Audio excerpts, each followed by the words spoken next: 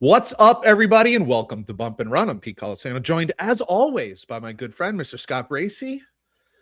We're enjoying some awesome football. How is it going, dude? Happy hump day to you, sir. All good on my end. I have to say, I guess outside of the last game on Monday night, and even that was close for three quarters, we'll get to that. These playoff games, and frankly, I'm including the college football playoffs, have been fantastic. Like, I have been thoroughly enjoying it. I know we'll get to Indiana and all that stuff, but whether it's been shockers or just really tough, hard-fought games, I have been just it's why football is king in the United States. It really is. The first four NFL games were fucking incredible. Oh my God. Absolutely incredible. Down to the wire, tough games. The Sunday nighter was a little bit of a snooze fest to me because I think I was just running out of gas to myself. I totally agree. I was kind of just like, I'll see the highlights tomorrow. Plus, it wasn't exactly an action. Well, you kind of knew early too. Chargers weren't going to do shit. No.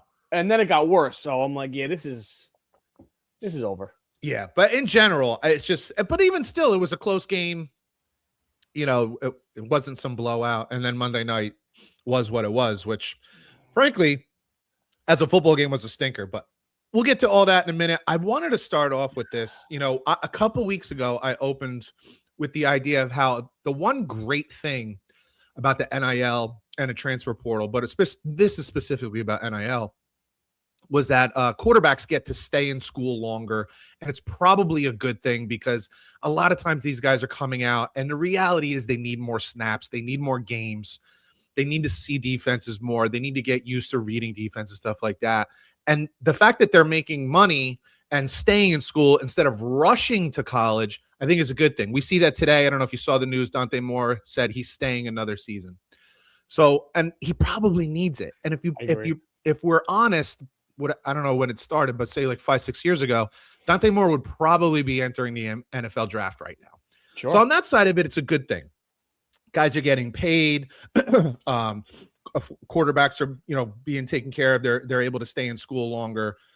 Even with the transfer portal, it's giving guys who are sitting a chance to start and all that stuff.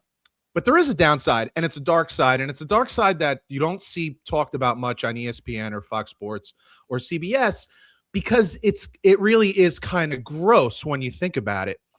So, we talked about this individually, but we haven't talked about this number on the show yet. 4,500 student athletes, by the way, student athletes. I know we're paying them now. We're not paying them all. We're paying the big names. But student athletes, 4,500 of them entered the transfer portal this year. And the reality is that somewhere between 25 to 30 and 40% of them will not find homes. It's crazy. They will not land in a school. So what that also means, like, all we think about is the money and then going to the NFL and the TV and the intriguing matchups. If anybody knows anything about the numbers, over 95% of Division I athletes, the 95% of college athletes do not go pro. College football players do not go pro. They won't even get a whiff. Like, this is it. And 30 to 40% of these guys, of the 4,500, will not land on teams. And this is dark because those kids are now no longer in school either. They're not getting an education. They're not getting that free education that nobody thought was important, that the NIL was more important. To get paid was more important. But nobody gives a shit. I want to know, where's that guy from Duke that's always, the announcer for ESPN? That was a big proponent of players being paid. Jay Billis. Where's Jay Billis and his concern for the 900 kids who were enlisted in a school who this coming school year will not be playing football somewhere and not be getting an education? I got a feeling that Jay Billis is going to be pretty damn quiet, because this is the part that guys like him and other people that were so excited about guys getting paid in the transfer portal and players' rights, this is the dark side that they don't ever want to talk about.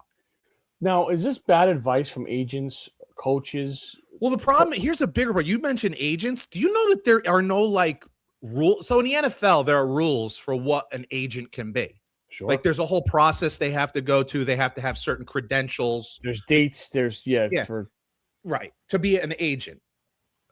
There's none of that in college football. No, it could be you. If I was it could be me.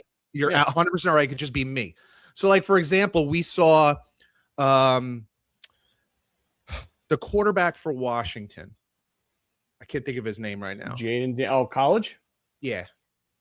Desmond Williams, Demond Williams, something like that. Yeah. Demond Williams. Okay. Yeah. So he re-signs with Washington, and then 3 days later says, "Nah, I'm going to transfer." And then it comes out that Washington is going to sue him for lost wages or whatever the case may be. And then you start to look at the contract that the kid signed, the fine print. And it basically said the school can define what lost wages are. And it's like, they could say, give us $100,000 and you're out of here. Or they could say, no, you owe us $50 million because by us signing you and paying you, that's how much money we believe we could have brought in. See, that's what you get when Nick from down the street on Willow Avenue, when he's your agent and he doesn't know what the hell he's talking about. He's just your buddy who's talking for you. He bailed. He came back to Washington. Now, we can get into No, I think the agent quit. The agent quit, and then maybe stuck behind he re-signed. Yeah. Now that's a funky situation because, like, I was going to sue you. You need to come back, and now he's going to come back and play hard. I don't know that I want that kid there, to be honest with you. That's a whole other issue. Yeah. So you're right. And that's the problem. It's the wild, wild west. Now, the other side of it is I hear people, of course, on ESPN, other sports media saying the NCAA needs to put up guardrails. Well, the last time the NCAA put up guardrails, you didn't fucking like it, and they got taken to court and they lost. And that's why we're in this mess in the first place, because of the guardrails that the NCAA put up, and they lost. Something has to be done, dude. Something's got to be done. But the problem is, here's now the slippery slope. All the people, all the Jay Billises of the world who are like, this has to happen. And then it became a court issue. Now there's precedent.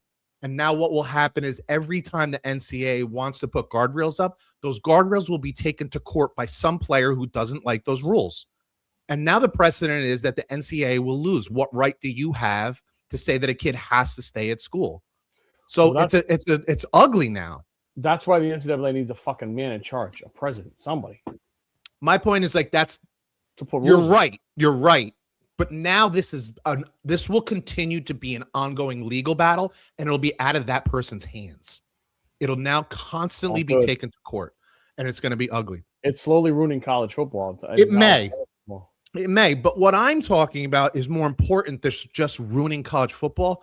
There might be somewhere close to 1,000 young men who were enrolled in colleges, most of who would not have gone pro, that will no longer be getting college educations. Do we want to follow those kids for the next 10 or 15 years and see what their lives look like? Yeah. See how many of their lives get ruined? Because we need to pay these guys. But what if all they got was a full ride to Illinois University, and then they turned out to be a goddamn accountant making $150,000 a year in Champaign? Okay, that wasn't good enough. It needed to be $50,000 paid, $1 million. For how many years? That was the thing, right? But this is what I'm saying. Like, we poo-pooed the value of that free education. And now I want to know what happens to those that's just this year, by the way. It'll be another 1,000 next year. I want to know what happens to those kids and where Jay Billis will be taking care of them. I love it. Jay Billis hate. I love it. Can we start with college football, by the way? Can we do that when we get it out of the way, and then NFL the rest of the way? Peter, the world's your oyster. Oh. Last Friday night, Oregon smoked Indiana 56, Indiana 20, Oregon 22, excuse me. It wasn't even that close. No, sir, it was not. Oh my God. Let's start with Oregon. Yeah. If you don't mind. I don't. We're starting to have a little Dan Lanning problem, I think, here, folks. What's the problem? He's very bad in big games. Is he very bad in big games, or is it difficult to win these big games? Well, he's lost to Washington the same year twice. He's lost to Indiana the same year twice. He's lost to Ohio State bad in the Rose Bowl, and probably should have lost the regular season game if the quarterback doesn't fumble on the 10-yard line. Yeah. Other than that, he's great. He's peachy. I'm just saying, are they favored in any of those games? Yeah, but Pete, you're being a little bit of a jerk because I'm not being a jerk. I'm just saying when you're playing elite teams, those games are tough. That's all. That's all I'm saying. Those games are tough. The guy Kirby wins wins a 12 lot of them. games every year. Guy wins 12 games every year. Well, we could talk about this. Another guy that just resigned in a couple of minutes, but so winning is be careful what you wish for. You're a Jet fan. Correct. You have Well, said was. You have said repeatedly you'd love to take a Baltimore Raven regular season Lamar Jackson as a player, right? Winning, all winning. 100%. Okay. 10, 11, 12 games every single year. But at some point, who lost his job because he didn't get over the top? You got to get over the top, dude. They're recruiting at a high level. They're porters at a high level. They got Nike in their back pocket. He's not losing 31-30. He's getting fucking smoked in these games, dude. Well, he got blasted. I'm not going to deny that by any 2 years in a row. Not. I'm just saying, do you want to be him? Do you want to have him, or do you want to have Lane Kiffin? Do you want to who do you want to trade? Who do you want in his place? What do you want instead? Is it national? I'm just saying, is it national championship or nothing? It's starting to become an issue for me. I'm genuinely asking, is it national at this point? For Oregon to go to get the number one seed last year. So let me know real quick. Yeah. Number one seed last year. Right. Where got murdered, undefeated in Rose Bowl. They beat Penn State in the Big Ten championship game. Got the bye. Rose Bowl, and he got smoked. Okay. This year went to the Final Four. Great, outstanding. I agree. Yeah. And then gets embarrassed on national television again. I'm not saying fire him. 2 years ago with the Washington thing. You're right. Yeah, you're right. I'm not saying. And then they could have went to the championship game and lost or went to the Final Four and lost to that game. Lost to Washington. Excuse me. So under that argument, fired him. I'm saying they're starting to have a little bit of an issue. I think. Right. And so now Dante Moore. Well, he looked bad. But both coordinators are going now too. Another issue. That's always a problem. But I'm not going to. Okay. I look at that as a good thing, in a sense of you had good people that are doing a good job that are wanted. My thing with notice none of the guys are getting hired from Indiana. Those guys are not. Dante Moore coming back, and now the OC leaves on top. I don't know. I don't love the whole thing. That's just me. I'm not familiar with the situation. I can't comment on that on the OC thing before I know more. But look, I know what you're saying. I just think in college football, it's a little different than the NFL in the sense of there's 132 teams in Division I. There's a lot of teams. So under that argument, you would agree that, let's say Buffalo loses this weekend, that McDermott should go. Or at least it should be considered that McDermott should go. Yeah. Again, I'm not saying as a team or as an organization, you should settle for less than championships. Your goal every year in the NFL, NCAA football, especially the elite programs, your goal for sure should be to win a national championship. If you're Oregon, Ohio State, Michigan, Indiana now, Miami, Florida State, Texas, Alabama, Georgia, Tennessee, Texas, Oklahoma, you go down the list, Notre Dame, Alabama, we know who we're talking about. It doesn't mean anybody else can't win a national championship. It just means those programs, your goal is national championship. But I don't think coming up short means you have failed. Frankly, in both the NFL and NCAA, again, maybe I was a little over the top. I'm not saying failed, but it's starting to peak on. It's starting to for me. But are you contemplating? It's a genuine question. I mean, are you? If you're in Oregon, let's say you're the AD or the president of the school. Are you guys having a conversation about how much longer Dan Lanning is your coach? No. Okay. So then what does that mean to you? When you say there's questions about Dan Lanning, what does that then mean to you? Because if you're not going to replace him, then are you having a conversation with him about his hirings? I think maybe it's genuine. I'm genuinely asking, where do you go with that? I think maybe quarterback. Okay. Because now Bo Nix didn't go to the Final Four or the playoff. Right. Gabriel looked terrible last year, and Dante Moore looked bad this year. Well, in this particular game, yeah. But dude, undefeated is great. The Patriots went undefeated, and what? All they remember is losing the Super Bowl. Right. On the regular season is great, but dude, what the fuck? When you have that much backing, that much money, that much talent, You can't be losing by fucking 40 points in a fucking playoff. It's a bad loss. It's a bad loss. There's no I have no defense for that's what I'm saying. losing the way they lost. I think both can be true. I don't think he's in job jeopardy yet. Yeah. But something has to change. And I'm not in that room, but to the public, yeah, it looks shitty. I guess I just wonder what that means. That's all. Like as a school, as an AD, as a head coach, as a president, like as an organization, what does that mean?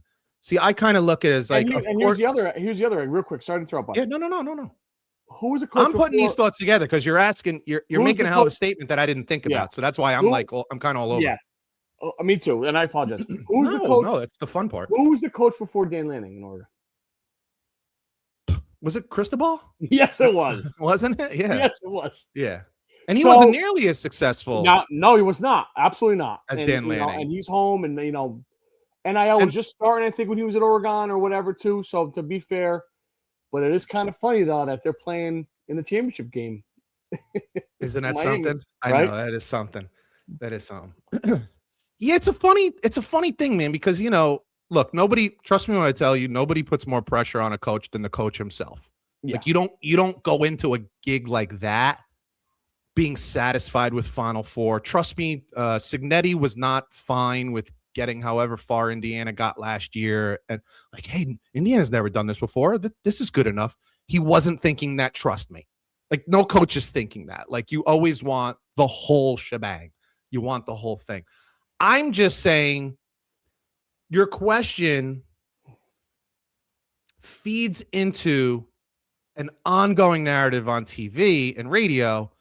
Like if you're like I live in the Atlantic City area, and I'm listening to like Philadelphia Eagles stuff. The whole ride home from work today is about how much longer of a rope does Sirianni have. And while I'm not going to sit here and tell you that I think he's on par with like McVay or Shanahan or Andy Reid or some of the great coaches in the league, the guy's been to 2 Super Bowls in 3 years, 2 in the last 4, won one of them. His quarterback was an MVP. His quarterback outplayed Patrick Mahomes in the first one that they lost.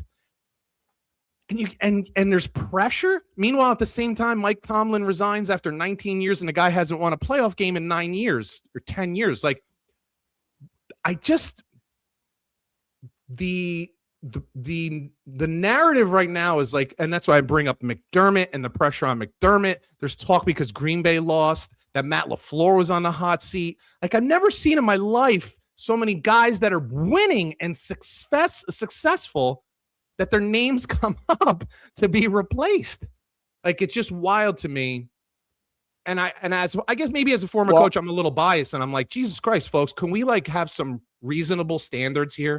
Can we just have some reasonable standards? That's what Rodgers said, right? In the post game, he goes, I don't understand it. Matt LaFleur, Mike Tomlin, these guys. But but his point was, I cringe to be on the same page with Aaron Rodgers when he's talking, but I kind of agree. Yeah.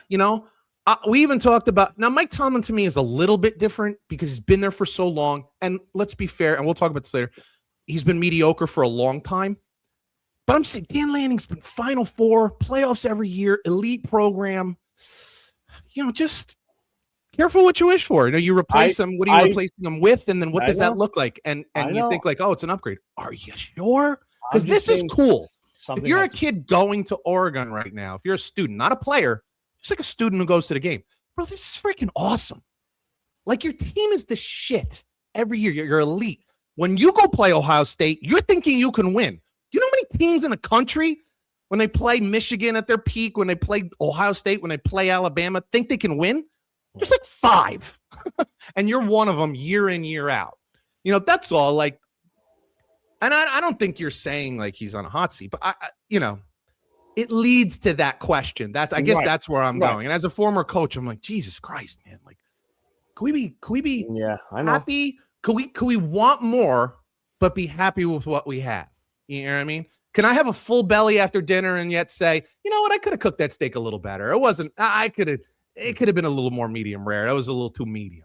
Like, we could do both. You know what I'm saying? I guess that's where I'm that's what I was thinking too. I think both could be true. I think they're a very great program, but the last games they played of the year have been very ugly. So totally fair, and very ugly is A very good description. Oh my God, bad. So, Peter, we have a national championship game Monday night. I mean, these games are going longer and longer into the fucking year now. You know, it's bananas. Crazy. That needs to change, by the way. The Miami Hurricanes versus the Indiana Hoosiers. I can't believe. Well, we didn't even talk about Indiana. I got to bring this up. Well, we did. Oh, yeah, go ahead. I just want to bring this one fact up. Well, I guess I'll bring up two. They do not make mistakes. I know. Like, they just don't make mistakes. They tackle clean. Like this, I'll tell you what, man, most national championship teams and frankly NFL champion or Super Bowl championship teams are made up of really great players. And I'm not saying there's not great players, but they don't have a single 5-star athlete on this team. And I think they have 7 4-star. This team is about fundamentals. It's like that Detroit Pistons team from like the early 2000s or whatever it was, that they didn't have a single Hall of Famer on that team. And yet they won an NBA championship because it was just a great and beat the Lakers. And yeah, it was a great team. And they don't make penalties. They don't miss tackles. They don't blow coverages. Here's another thing. I don't know if you've noticed this. If they mess up something, like if they don't do something right, they don't mess it up a second time. Like if somebody breaks open on something and then the team runs that, it's cleaned up immediately. How about this for a statistic, dude? This is freaking bananas. Now, they have run the ball really well. So, what the hell's the quarterback's name? Why am I drawing Mendoza? Mendoza hasn't been forced to really throw the ball a lot, but when he does, it's freaking touchdowns. He has more touchdowns in the last 2 games. Now, we're not talking about playing Northwestern and Rutgers. We're talking in like the quarterfinals and semifinals of the national championship playoffs against great teams. He's got 8 touchdowns in the last 2 games, 8 touchdowns, 5 incomplete passes. It's crazy, man. He's got 3 more touchdown passes than he has incomplete passes.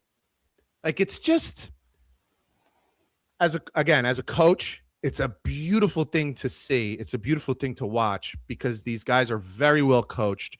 And I got to give credit to them. They're clearly coachable because if you're not making mistakes and if you're cleaning up errors mid-game, you're listening to your coaching staff. You're listening to your people. You're learning from them.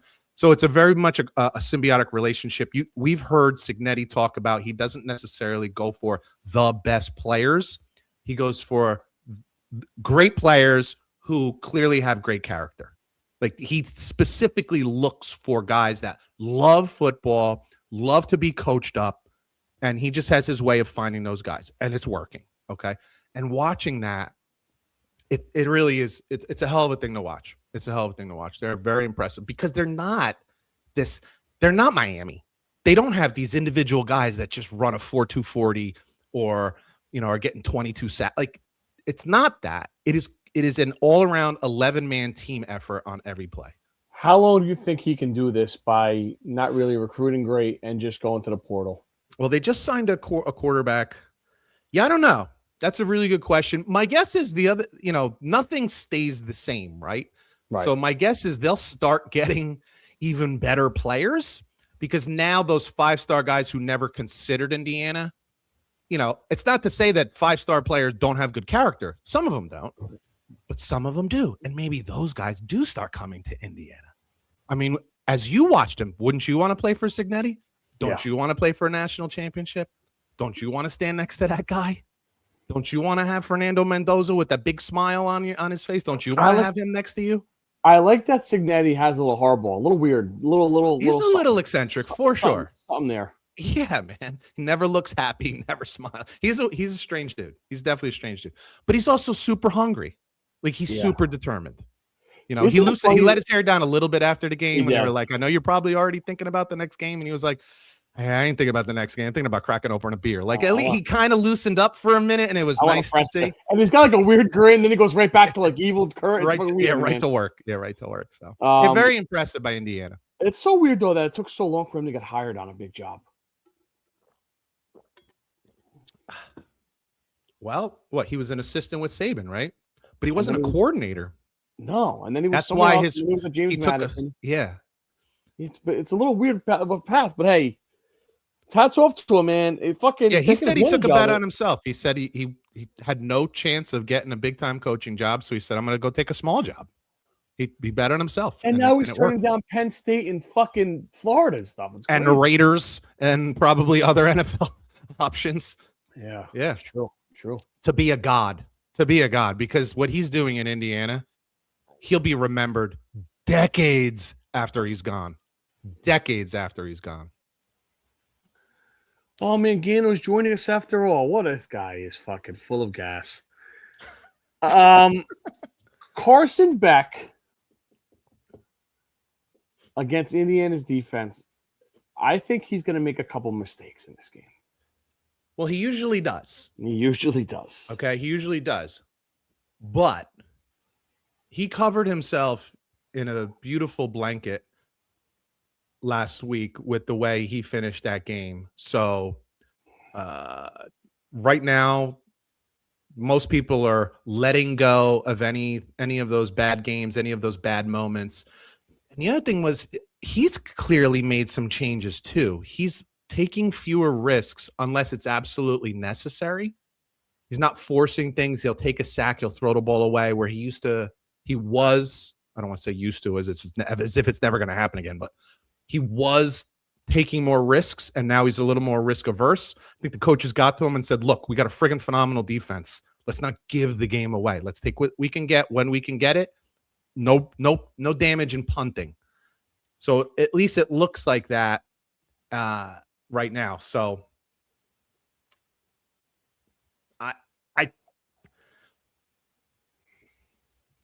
I'm very intrigued to see, because of what I just said to you about the speed that you see on Miami, like their receivers and stuff like that, against Indiana's defense. They were able to hold par against Ohio State and Oregon. I just wonder, can somebody figure out how to get these athletes in some space? I think that one guy, Pons, is really, really good.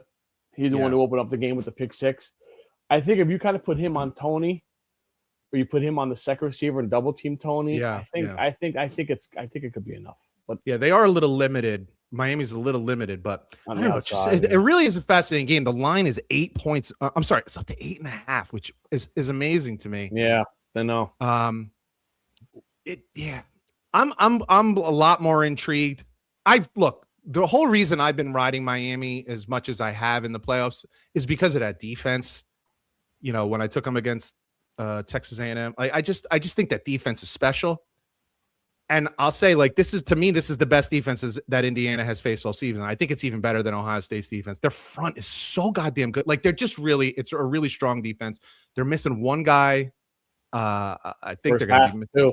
Yeah. So, one guy's out hurt. One guy's out because of targeting. Yeah, Mesidor or something. Is that his name? Mesidor? You know who I'm talking about? He's hurt.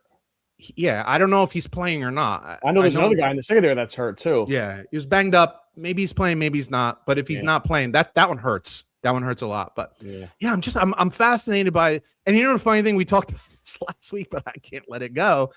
I just have a hard time. Like, it's Miami, it's the U against the Indiana Hoosiers.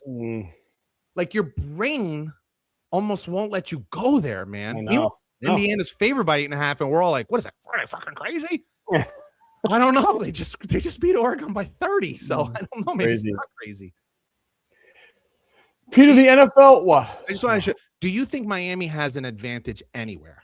Do you look anywhere and are like, this is one area where they have an advantage that they can maybe take advantage of and keep the game close and maybe win the game? I think their run game to keep Indiana off the field, I think they're a little bit, because I think their O-line is fucking massive. Miami's O-line is special. Yeah, and they probably got 4 NFL players on that O-line right now. So I think that would be, but then, these fuck coordinators fall in love with the pass, and then, you forget about. So I think that would be my advantage for Miami. But you make such a great point about coordinators. While I was a head coach, I was also a play caller. And even before that, I was an OC. And there is something about, like, the passing game more so than the running game where you get into, like, this feel, because it becomes a chess game. Like, we're going to work this area and then you move, and then defenses start to adjust to that. So then we're going to go this way. We're going to run something over here, and then we're going to run it short, and then we're going to take you deep. And nowhere in there am I talking about the running game. Right. I know what I mean? Exactly. Trust me. Or you run a play because you think a guy's going to come wide open down the seam, and he does, and the quarterback doesn't see him and doesn't get him the ball, and you're like, well, fuck this, we got to run that again and run it this side or something.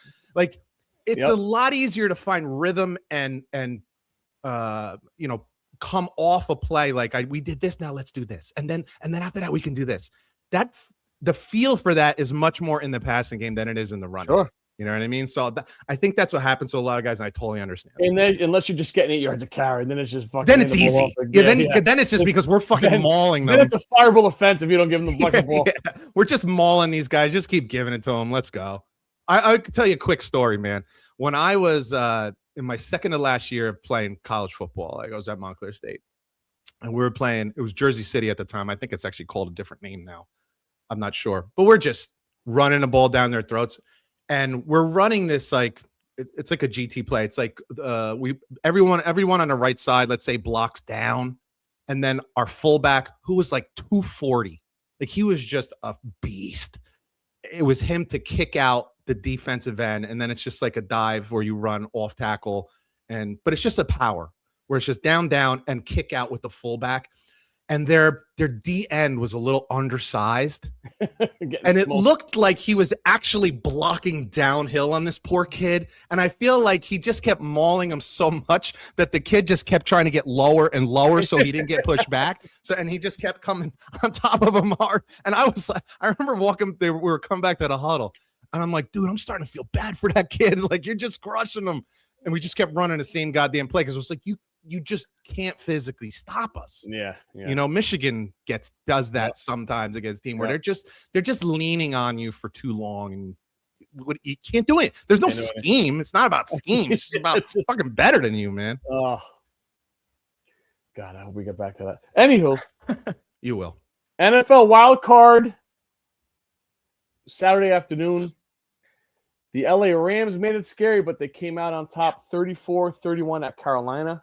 Give Carolina some credit. Dude, absolutely. They played because they certainly didn't play a perfect game to stay that close. It was not perfect. No. But they hung in there and actually took a lead. Block punt.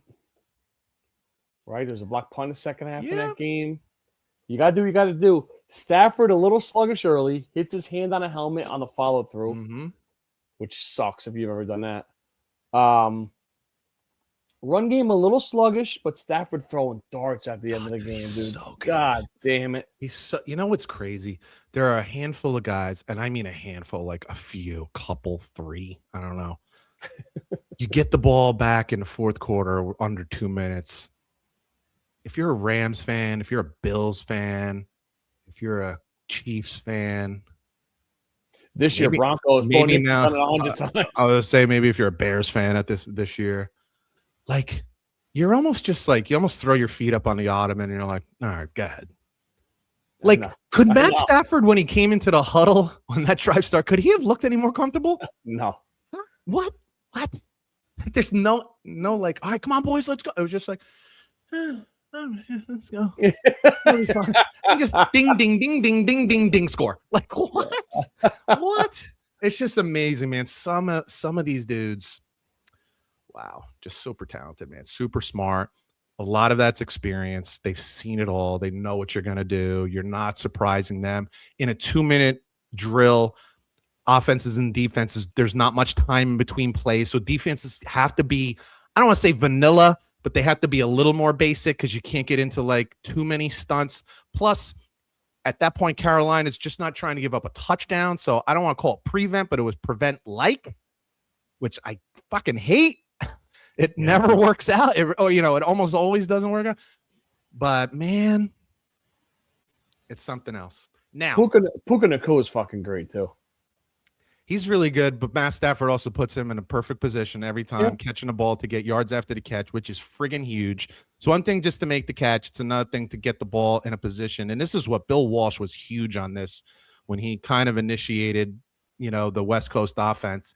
He talked about, you're not throwing to the guy. Right. You're throwing to the top corner of the 8 on the right-hand side of his shirt. Because it was like, we want to be super specific because we want to hit it in a spot where he doesn't just catch it and go down where we're getting yards after the catch. That's where the whole yards after the catch concept even started with. Like that's why they were running slants and seams and stuff like that, quick stuff, because it was like, let's get the ball to our athletes in space and let them run. But you can't run if you don't put it in the right spot. You know, it's like just you're fortunate to make the catch. And Matt Stafford is a freaking master at that. But you're absolutely right. I think maybe the best part about Puka is that he's really tough.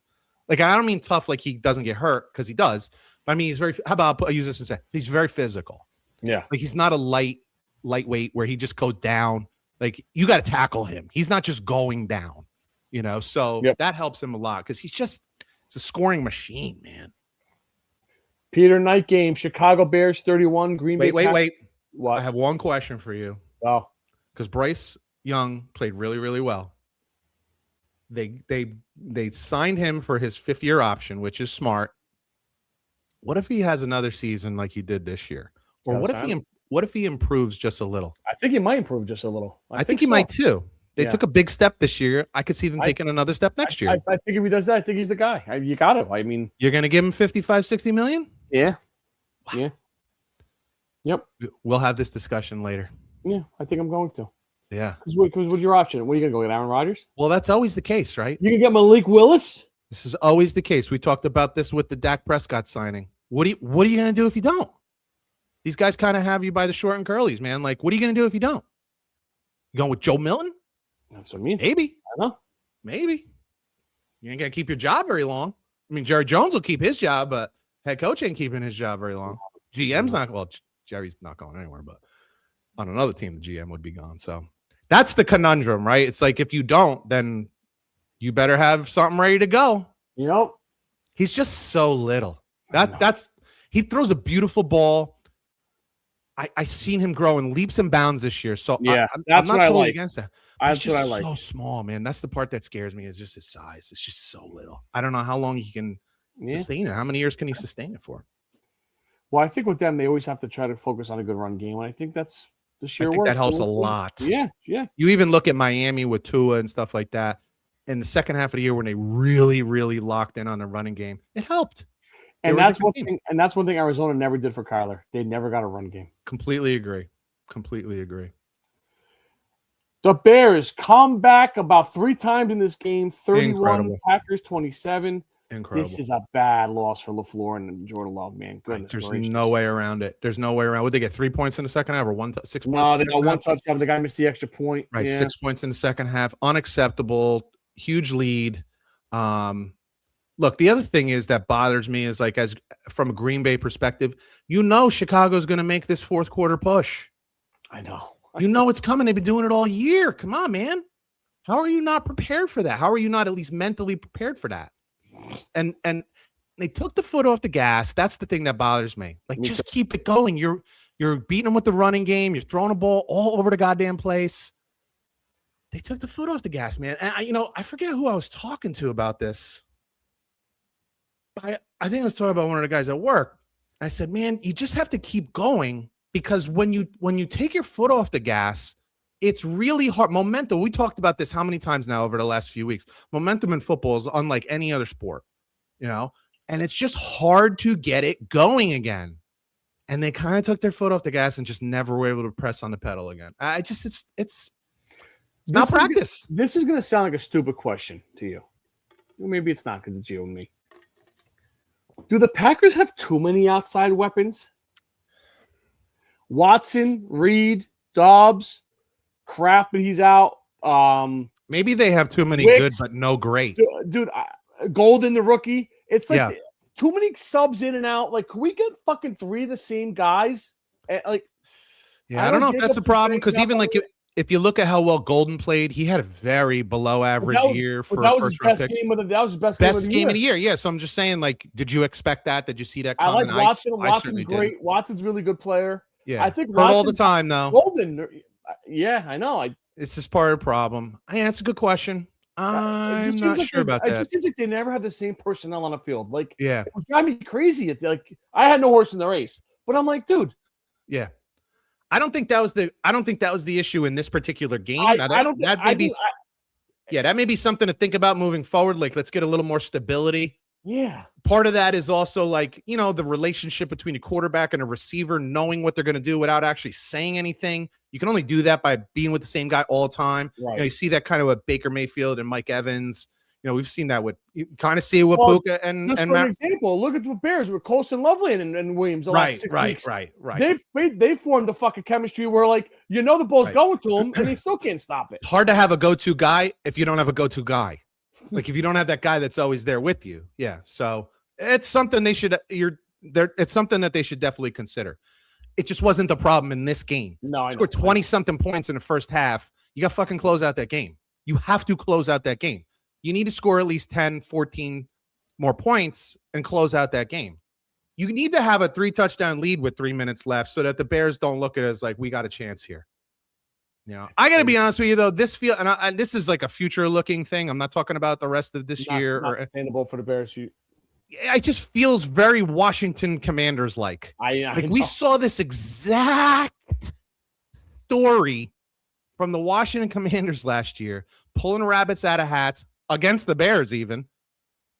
Yeah. It's just not sustainable, dude. You can't be behind by double digits with 6 minutes left in every fucking game and win all the time. It's just not gonna continue to happen. What do we always talk about? All offseason, every goddamn defensive coordinator that's going to be playing the Bears next year will be watching every single one of their games every day, all day. It'll be their job. And they will find what you're doing and they will stop it. And then it will become just like we saw with the Commanders, even at the beginning of the year when Jane Daniels was healthy, they just weren't the same. Why? Because you now have to do something else. They stopped what you did last year. So now you got to do something else. And we'll see. Like, I'm just saying, don't be surprised if it goes very differently next year. Yeah. Because you can't, they fell behind to the Giants. They fell behind to bad teams. They fell behind a lot of people. And made comebacks. God bless them, made comebacks. I put a whole video out about Caleb Williams saying, like, it's like they have a game plan and Ben Johnson is like, with 5 minutes, like, fuck it, dude, that shit didn't work. Go do something. And Caleb Williams does it. Yeah. Like, it's ridiculous. But I do not think it's sustainable. Yeah. Nah, that doesn't mean it's not sustainable for this year because they got that friggin' momentum going. And it's a hell of a thing. And they're home again. So, but yeah. Buffalo Bills 27, Josh Allen, Superman, and Jacksonville Jaguars 24. Bad first half for Jacksonville again with this not kicking field goal thing, I'm man. So sick of it, oh dude. My God. I'm so sick of it. Take the points. Okay. We're going to do a little math here, folks. We're going to do a little goddamn math. If Helen is listening, one of our listeners, if she's listening, you'll appreciate this kind of. They love to talk about analytics and the percentages and all this stuff. But when we're doing analytics, you know who's included in those analytics? The Raiders, the Cardinals, Minnesota, the Jets. So it's a conglomerate of all. And they say, well, this is a 52%. You should go for it. Yeah. Against the Jets? Sure. They suck. Against the Cardinals who can't stop a nosebleed? Sure. Against the Bills in a playoff game? Against Green Bay? Against the Rams? No. Ben Johnson on fourth and 2 on his own 35. Like, you should be fired by halftime for that. Oh, I had Brandon Staley fucking vibes the other day. I'm like, oh my God. I just don't get it. These games is hard to come by points. Take the points, take the lead. It drives me nuts, man. It drives me nuts. It happened all weekend. We texted too. I was like, that's gonna fucking kill him. I knew it. And it did. Came back to bite him. And deservedly so. So not much. Listen, Parker Washington's become a star for Jacksonville. And then by the way, Romo was atrocious in this game. Jesus Christ, he's still fucking yapping. But he made it. The one good thing, when you understood him, the one good thing he said was, it took Parker Washington a while to get on the field because they were playing fucking Travis Hunter in that spot. Right. Isn't that something? Now what are you gonna do? You spent so much draft capital on this guy. Know. He's got to go back in there. He's got to go back in. Embarrassment of riches? I don't know. Because Travis Hunter wasn't exactly like lighting up as a wide receiver. That's my point. I know two guys in a podcast who talked about this after the draft and even before the draft. So the other thing is, like, Jacksonville was running the ball really well, and I just don't think they ran the ball enough. I thought they could have controlled the game a little more. We talked about this. This is something we pointed out. Buffalo's run defense is bad. They could have run the ball as much as they wanted to, and they threw it a lot more than, I guess, looking back, a lot more than they should have. They should have ran the ball more, control the clock, frankly, keep Josh Allen off the field. Right. And they could have, because Buffalo's just bad. They're bad on defending the run. I will say Buffalo played better defensively than I expected them to. And better than they have been playing. And that's to be expected in a playoff game. But, it really, in the end, comes down to Josh Allen, him, and late in the game, just doing what he does, man. It's just, again, similar to Matt Stafford, there's just this, and Patrick Mahomes, there's just this confidence. And there's never been a playoff game that the Buffalo Bills lost that was because Josh Allen didn't perform. Right. And this certainly wasn't going to be one of them either. One of the things we talked about looking into this game was that Jacksonville hadn't given up 100 yards total rushing. They haven't given up 75 yards to any rusher. And they didn't do that. So the one thing that the Buffalo Bills actually lean on, their running game, and then use that to play action off and throw to tight ends and stuff, they couldn't do it because they couldn't run the ball for shit. And yet Josh Allen just still puts his cape on and gets him across the finish line. It's something else, man. It's really something else. I give their D coordinator some credit here, though, because they played significantly better defense than I thought they would, and better defense than they have played all year. Agreed. San Fran 23, Philly 19. Brock tried to give him this game twice. Philly would not take it. Yeah. Jalen Hurts, something's going on there. He did not look good all year. AJ Brown's going to be gone. He's got to be. Wilsey's already gone. Yeah. AJ Brown too, dude. If you're going to be the biggest fucking asshole all year, you can't have 2 drops on the fucking biggest game of your year. Yep. That's karma, bro. You're absolutely right. What goes around comes around. And you know what? And give Hurts credit, because I would have been fucking ranting and raving at that motherfucker. Maybe he should have been. Yeah. Maybe he should have. Maybe that's the problem. Maybe Jalen is just too quiet a guy, and he neads to step up a little more and be a little more assertive. He is eerily quiet for a quarter. It's too much, dude. It's too much. It can't all be lead by example. At some point, I never realized, because Troy Aikman always came across to me as a pretty unassuming guy, like not a loud guy when he would be in it. When you see, behind the scene camera footage and video footage of him on the sideline, he was a son of a bitch. He would get up in guys' ass about performing and playing better and working hard. Like, you gotta, man. You're the leader of the team. I put a lot of this on Jalen Hurts, man, and I will defer on this one to Kurt Warner. So somebody posted some video and said about how Petula had run the same play twice in the last drive, which for me, from an offensive standpoint, who gives a shit? Yeah, what does that matter? Like, what does that have to do? Like, because that means he's not creative enough. And Kurt Warner was like, dude, the guys were open both times, and Hurts didn't hit him. Yep. Either missed or threw to the wrong guy both times. So what are you told? Who cares? Who cares if you ran the same play 3 times in a row? If guys are open, hit them. And this has been a theme a lot this year with Jalen Hurts. And I'm going to come back to I'm going to say this again. We nailed this, not weeks, months ago. Mm-hmm. They do not run the ball. Listen, they're about 920 yards of offense under what they were doing last year. 850 of that is on the ground because their offensive line is just not performing like they were last year. And when Jalen Hurts doesn't have a really successful running game, they struggle. If you go back to 2 years ago, that was exactly what was going on. When they had their struggles, they couldn't run the ball as well. And then he's just not the kind of passer that can put a team on his back and say, we're going to throw the ball the next, 25 out of the next 30 plays, and we're going to win the game. It's just not him. He doesn't have the full repertoire of a passing game.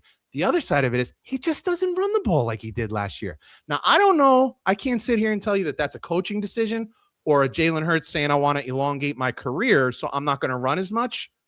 But you're not who you are without running the ball, dude. We talked about this with Lamar Jackson. What we've seen this year is he's just not, I don't know if he's just only a half a step slower than he's been. He's not as elusive as he's been in the past. And so now defenses don't have to be so prepared for him to take off and run. Right. And now suddenly he's not as good a passer. Shocker. No shit. Shocker. Well, Jalen Hurts is kind of in the same boat on this one. He's a good passer, but he's not great.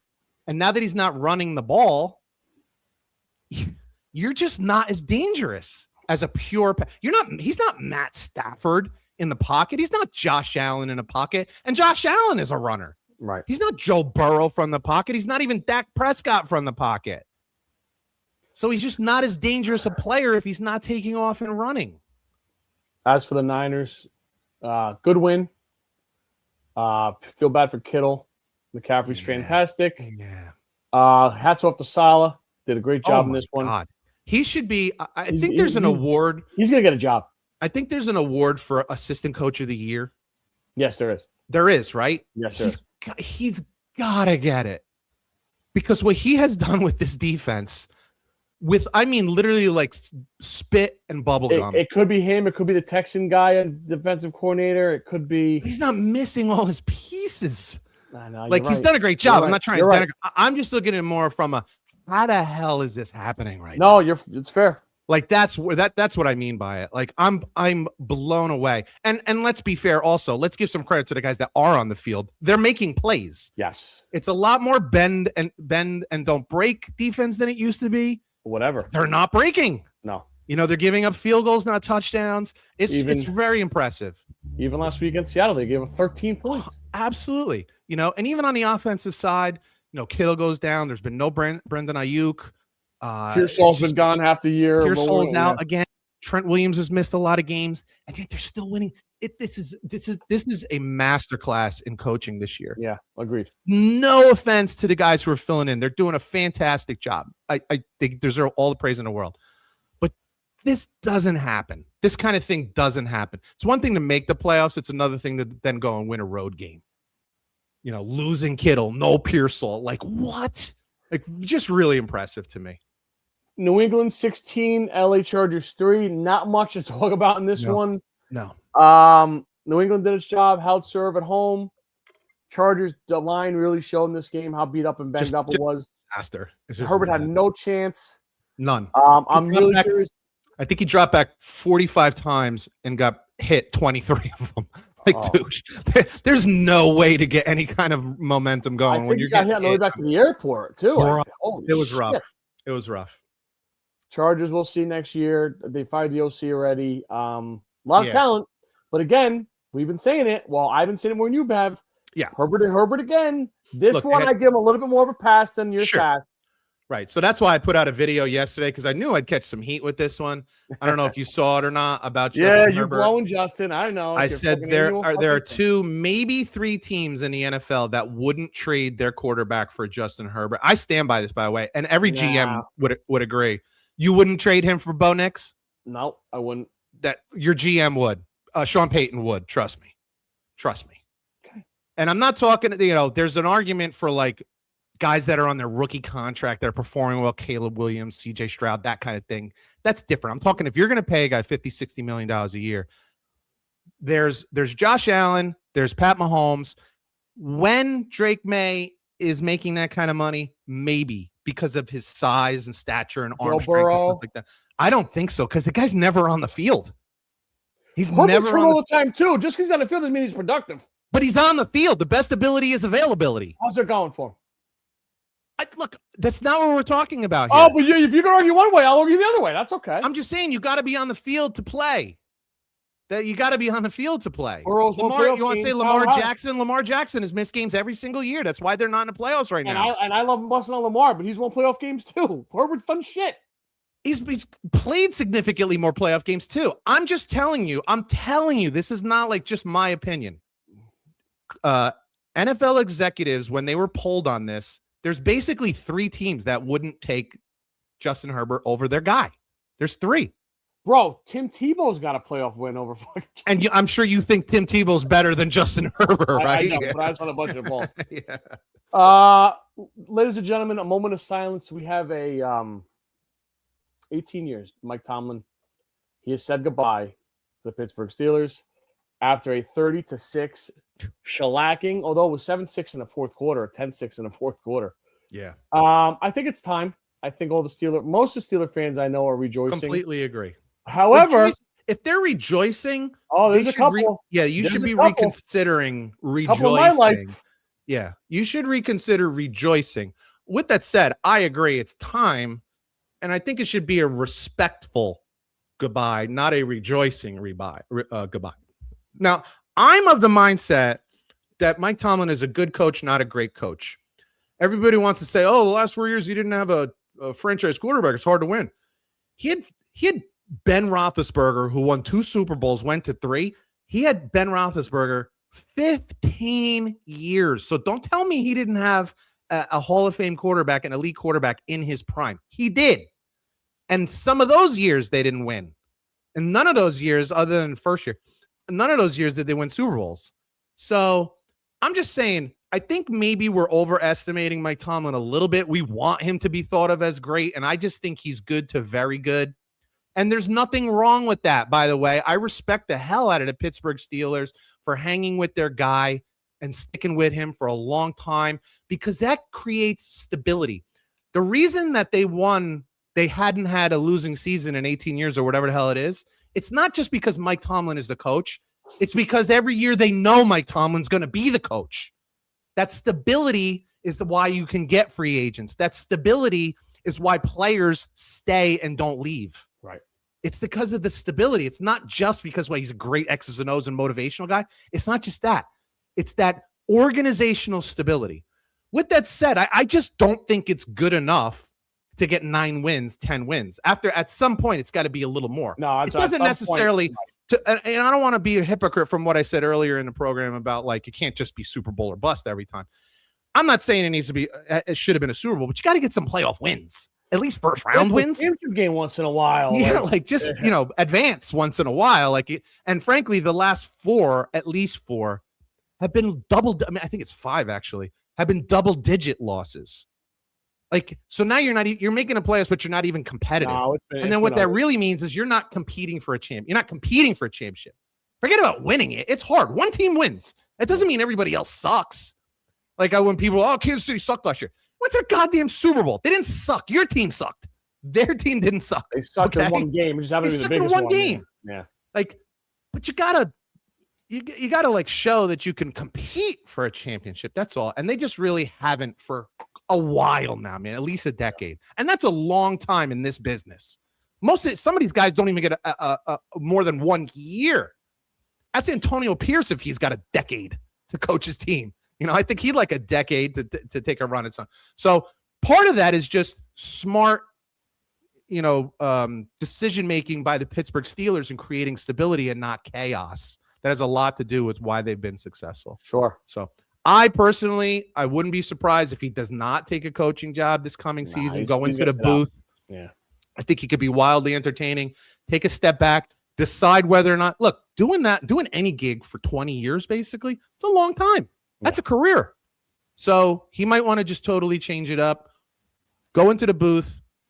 I remember when, when Bill Cowher left the Steelers and went into the booth, he was getting job offers 5, 6, 7 years after he left. Oh, yeah. Yep. I think just a couple years ago, the Jets were still considering, interviewing him. So the opportunity will be there for him a year from now, 2 years from now, 3 years from now, 5 years from now. I think it'd be a good idea.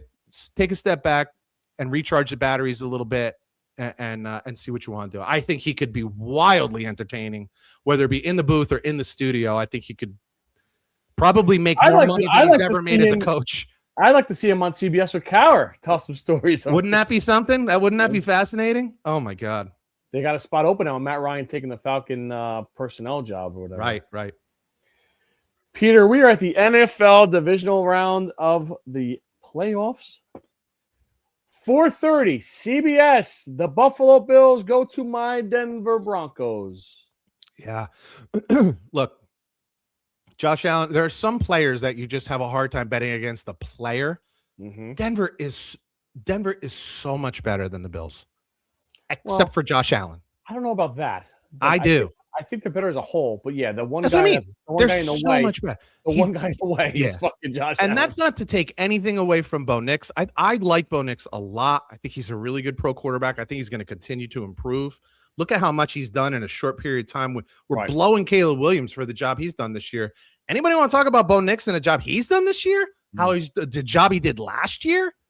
Like, come on, folks. They're the number 1 seed. Oh, Caleb this, Caleb that. Bo Nix has got better numbers, got more wins. What are we talking about here? So this is a very good team.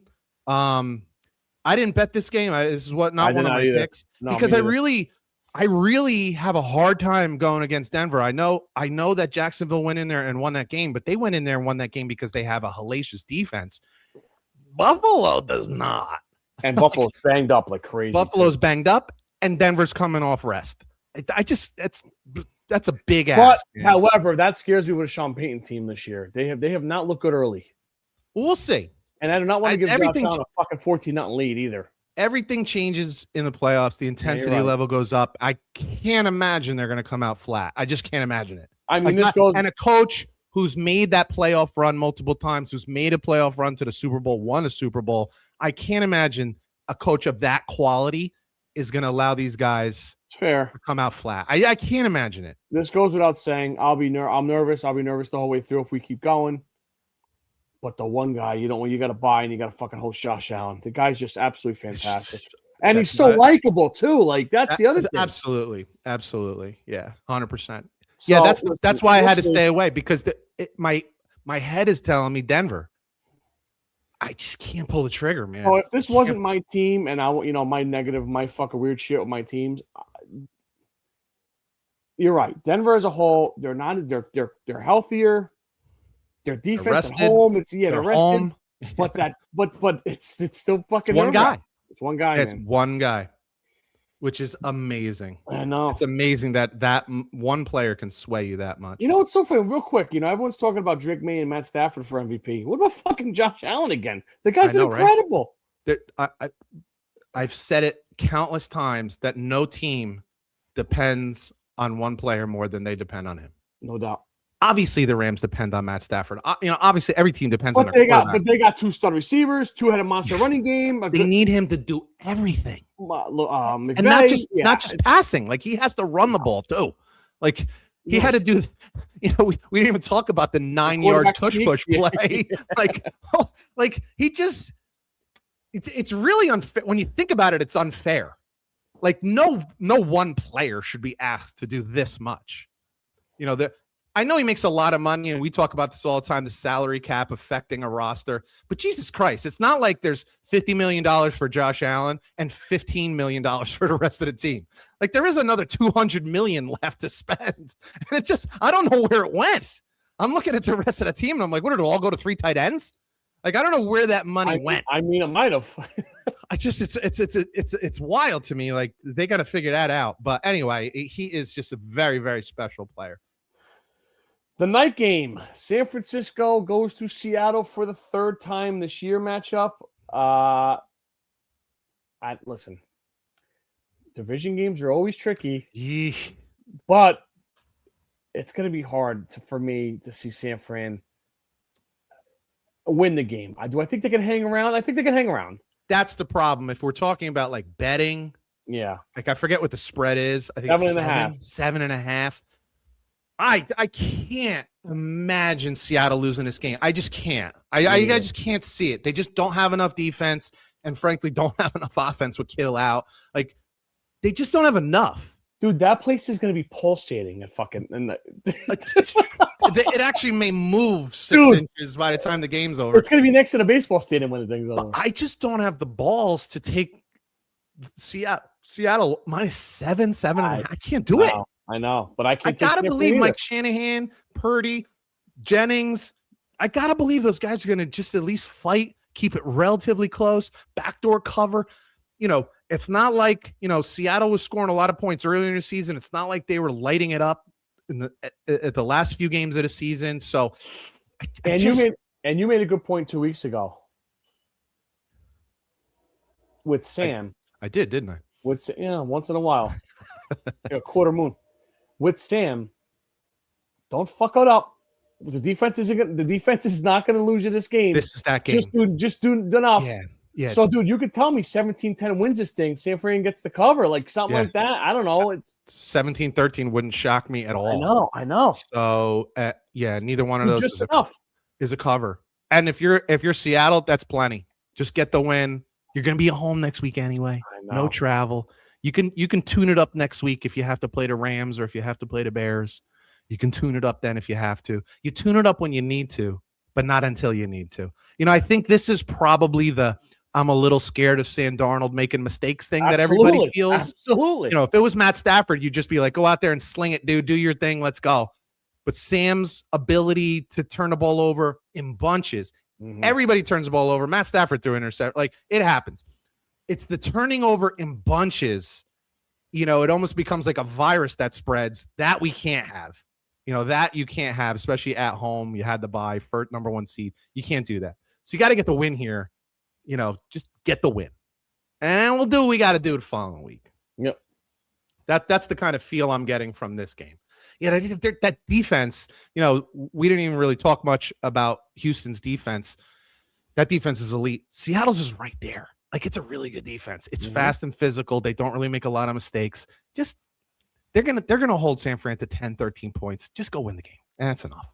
Speaking of Houston's defense, they go to New England 3 o'clock Sunday afternoon. I'm gonna have something to say about this game later. Me too. One of the things I talked about from about week 17, I think, is that the season starts to change a little because at week 17, teams are, genuinely and seriously fighting for a playoff spot, and the intensity kicks up, and it's just different. And first and second year quarterbacks or first year starting quarterbacks are not. You can't be prepared for it because you don't know what it is until you feel it. And we saw New England kind of slow down a little bit towards the end of the season, and then they scored 13 points. They won a game, plenty. Drake May didn't play great against the Chargers. Chargers have a great defense, make no mistake. But you're at home. You didn't play great. So that's the thing for me is like, can he step it up, or was this jump more than he was ready for? Drake May. That's the part that's intriguing to me because we've seen over the last 3 or 4 weeks that jump in intensity has definitely affected the way he plays. We talked about this too. They're way ahead of schedule. They don't have great weapons. Who's their tight end? They run the ball. Good player. Yeah, he's good, but they don't run the ball great. They try to run the ball, but they don't run the ball great. Their defense is good. It's also not great. They played great in the last game, but they give up a lot of scores in the red zone. So we'll see. Houston doesn't exactly have the best offense in the world, but their defense is damn good. That defense is really good. And it is really too. It's very basic. They just do everything great. That's the part. 100%. It really is. They have great players. Yeah, they have great players. You're right. It's not. I wouldn't call it vanilla. It's not preseason football. Right. But they don't do a lot of stunts, Nope. and frankly, they don't have to. They got 2 guys that come off the edge. They don't rotate coverage because they got 2 shutdown corners. They got 2 shutdown. Like, it's really tough. And I'm wondering, like, how is New England? What are they going to do against that? I just think it could be a big ask for them. And the ladder, the nightcap, the Rams at the Bears, another freezing cold game in Chicago. Yeah. Stafford's a little banged up. He'll be fine. I don't think I have something to say about this game too. I don't think. I mean, can Williams keep doing this shit? I mean, look. What do we always say? It's hard to win the Super Bowl because once you get to the playoffs, you're not playing Giants anymore. You're not playing Minnesota. The teams just keep getting every week. They get better. Like, you're playing a better team every week, and whoever you're playing this week, next week you're playing a team that's even better because they made it that far. So I don't know. I don't want to say no. I love the speech, and then I don't know. I'm afraid to say no because they did it last week against a good team, and they're at home. Dude, in the third quarter last week, I would have said there's no way they're doing this again. And I mentioned in the last segment that next year I see a Washington Commanders thing happen. I'm not ready to say that this year because you feel foolish. You feel foolish. You feel like, dude, again, momentum is a bitch. When it's on your side, it is something else. But the Rams team is really good. The problem is the one weakness of the Rams defense is their defensive backfield. Bryce Young exposed that last week. No. We've seen Sam Darnold expose that. We've seen a number of teams expose that. Caleb Williams, for all of his faults, the one thing he has is a friggin' cannon. He does. And can definitely drive the ball downfield. So I'm not prepared to sit here and tell you if the Rams are winning 24-10 with 4 minutes left, the fucking game is over. I can't tell you they're not going to do it again. I don't know. By the way, I love the 6:30 starts. It's like championship weekend on Sunday. Yeah, Very good. Yeah. Peter, let's gamble. Indeed. We were both 2-2 last week. 36-29-2 for me. 39-28 for you. National championship game on Monday. Listen. I can't take fucking anybody but Indiana on this. I was going to take Indiana anyway, but then you told me now their other DN might be hurting out. They have a safety out. They have a linebacker that's going to miss a half. This thing could get away ugly early like last week's game. I don't think Beck's big in big spots. He hasn't been the last 2-3 years. I know he was a while back. Mendoza's a grown-up. Signetti's got fucking blood coming out of his mouth. What a good way to describe him. Mendoza's a grown-up. He really is. He's very mature. Give me Indiana minus 8.5. I know this is the first time I'm basically jumping in on them at this point, so they'll probably win by 3 or lose by 20, whatever. But I'll take Indiana minus 8.5. Yeah, I can't do it. This is a national championship game. I have to believe that Miami's fight is there. 8.5 is a friggin' ton. It's a ton. And I've made the argument that Miami is the best defense in the country. I stand by that. I don't think they're going to win the game. I just think that defense is good enough to at least hold Indiana back a little bit. Maybe Indiana scores 20, 24. And if they score 24, I think Miami's got enough offense to score at least 17. So I'm going to take Miami plus the 8.5. I just think it's a lot of points. I don't necessarily love Miami in the game. I think Indiana is just perfect is a strong word, but this is as perfect a team as I've seen. This is domination on a level of Joe Burrow's LSU team. Yep. And they didn't have nearly the defense that Indiana does. They were all that offense was bananas. So I can't imagine Indiana losing this game, but I gotta believe that the best defense in the country, I believe to be the best defense in the country, can at least keep it a fight. I gotta believe that. So give me Miami plus the 8.5. Peter, I switched this pick. I like this for 2 days, but something's telling me, and you're gonna go the other way, I think. Everybody watched that game Monday night. Oh my God, this is the best defense I've ever seen. You're right. Drake May did not play great on Sunday night. Good Charger defense. I think him and Vrabel McDaniels go back to the laboratory, figure some shit out. I don't love the Texans offense. And Stroud was a fucking wreck in that game, he did everything he could. Holy shit. To wrap a gift and hand it to the Steelers. And the Steelers were like, nah, we're good. Nah, we're good. We're going to go home. It's cold. Dude, and if no Nico Collins, that's a bigger problem for them. So I'm going to go against the public here and take the peak, even though they're favored. A lot of juice coming in on Houston. Give me New England -3 at home against the Texans. All right, so I got the line at 3.5. I saw the line at 3.5 on the score, and I'm going to go with that. I am going to take the Texans. Mm-hmm. I do. Just for me, it does come down to that defense. Is Nico Collins definitely not playing? I don't know, but he got carted off with a head injury. That didn't look great. Okay, and he's only has a 6-day recovery. It's not likely. I just think that defense is too good, and the number here matters. 3.5 is a special number. Like, you don't want to lean against that. You can keep your 3.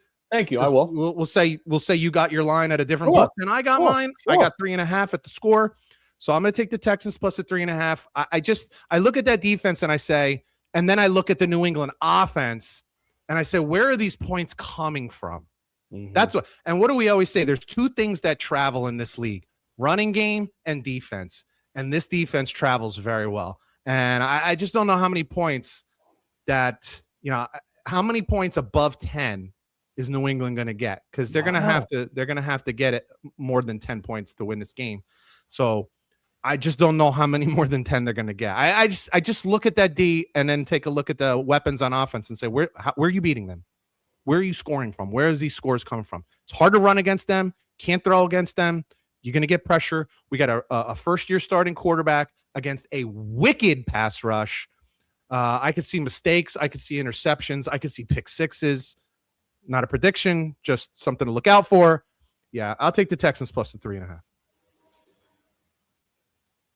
I am going to the night game on Sunday. I'm going to Soldier Field. I'm going to do it, dude. I'm going to think, I don't think Williams, I think he runs out of juice here. The magic stops. Stafford's a grown up. Stafford's a fucking legend, MVP potentially. You said about the defense with the Rams. Well, the Bears defense also very shaky. It's got some holes. Especially two-headed monster run game. Run that fucking ball. Puka and Adams, yes, please, against the bad secondary. And you're look, you can't even stay in your seat. You're fucking itching like a lord to take Caleb. You are now the biggest Caleb Williams fucking. Oh my god, it's disgusting. I'm just listening. I'll take the Rams minus 3.5 to go to the NFC Championship game to play the Seattle Seahawks in a rivalry game. So give me the Rams minus 3.5. Two things about this weekend. Number one, we can't go 2-2. So we're either gonna get a win this weekend, or we're gonna get a lose. Or there's a push, and it's gonna be one of us because we have differing picks on every single one of these games. Wow, yes, you're going the Bears again. Going with the Bears plus the 4. Part of it is I kind of think the Rams are gonna win. What this do you game think? Every number you got to fucking half a point. Wait, higher. what did you see it at? 3.5. I'll take 3.5 too. It doesn't matter. I'll take the 3.5. Right. It's the field goal that I care about. Fucking guy's making his own numbers up. I went to the score. I used the score. Nah, I'm teasing. Yeah, I just look. Jaden Daniels ran out of gas last year too, so it wouldn't surprise me if the Bears ran out of gas because the Rams are a really good team. I just can very easily see a backdoor cover here. I could see late in the game if they're down by 10. And with 3 minutes left, they drive down the field and get the touchdown and go for an onside kick. Don't get it, lose by a field goal. I could totally see the comeback happening, but still coming up short. I have a problem going against magic. When there's magic, it's hard to go against it. So I'm going to take the Bears. This is funny because I kind of do think the Rams are going to win. And it's a small margin for error here with 3.5. But I'm going to take the Bears plus the 3.5. And that's why this is so fun because we are on opposite ends here all the way, and one of us is going to go either 3-0, 2-1, or 1-2, or 0-3, or 0-3. So, in an unprecedented moment on Bump and Run, I think it is the first taken time. 3 favorites, and you have taken 3 dogs. Oh my God, that's true too. I didn't even think about that. So I got Indiana. Both are going against the green. I got Indiana minus 8.5 against Miami in the national championship game on Monday. The Patriots minus 3 at home versus the Texans, and the Rams minus 3.5 in Chicago. And book the exact opposite from me. I got Miami plus the 8.5. I got the Texans plus 3.5, and I got the Bears plus 3.5. That's amazing. That's so much fun. Ugh. All right, Peter. Gives me so much more reason to root now. I'm not just watching. I'm rooting. Who is first all time in receiving touchdowns at Texas A&M? First receiving touchdowns. Ryan Swope, Mike Evans, Jeff Fuller, Josh Reynolds. Well, I don't even know who the first guy is. I don't even know what you said, actually. Did you say Swope? Receiving touchdowns. Ryan Swope. S-W-O-P-E. Swope. Swope. Sure. It's probably him, but I'm going to go with Mike Evans. It's Jeff Fuller at 34. Of course it is. Jeez. Peter, who is first all-time in receiving yards at Texas A&M? Ryan Swope, Mike Evans, Jeff Fuller, Christian Kirk. I hate these. You know what I'm going to say? Are you giving me the double answer? Or double whammy? Or the misdirection?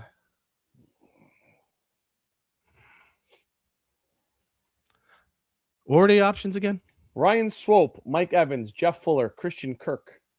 I want to say Swope just to say Swope, but I'll go with Fuller. I'll go with the double deuce here. I'll go with Fuller again. You should have said Swope. Damn it. Oh my God. 31-17 for Mr. Swope. Oh my God, man. Peter, I don't even know what that is. Who is first all-time in passing touchdowns with the Aggies? Ooh. Ryan Tannehill, Kellen Mond, Johnny Manziel, Oh my God. Gary Kubiak. Kubiak was a Texas. It was an Aggie. I didn't even know that. Well,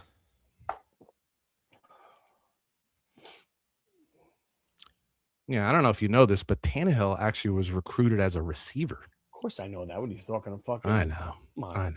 All Jesus, right. I'm insulted.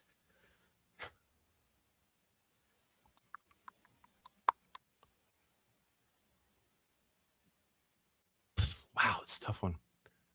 It's probably Gary Kubiak because I just can't see it being the other guys. I'll go with Ryan Tannehill.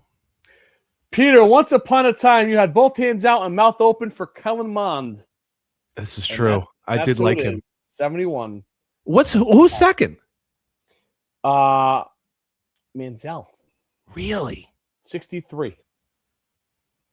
Wow. Yeah. Kellen friggin' Mond. Yep. No shit. Yes, sir. All right, my man. One game to watch this weekend. Which is it going to be? Well, Broncos Bills for me. There's no other. Well, it's my team. I can't. I hear you. Yeah, I can't. I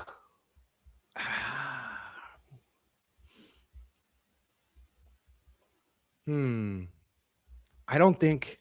I think you're going to say. I think you're going to say Texans Patriots. I'm leaning national championship game because I think I just want to see history with Indiana. I want to see if Signetti smiles if they win.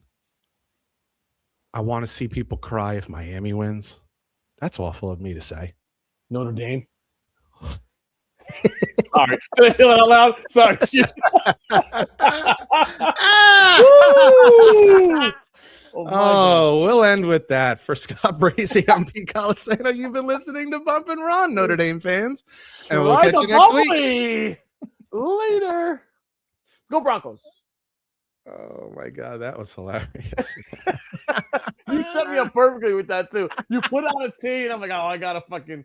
Oh, I wasn't even there. I was really thinking, I know. God, if Miami wins, you're going to just see IU shirts with just tears, man. Just tears. Michael Irvin might die if Miami wins.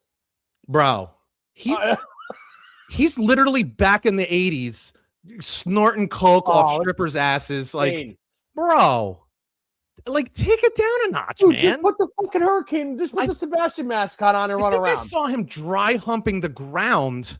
Did you see him take his belt off and hit the fucking water cooler with the jersey on? What the hell, man? It's not about you, bro. He's 60.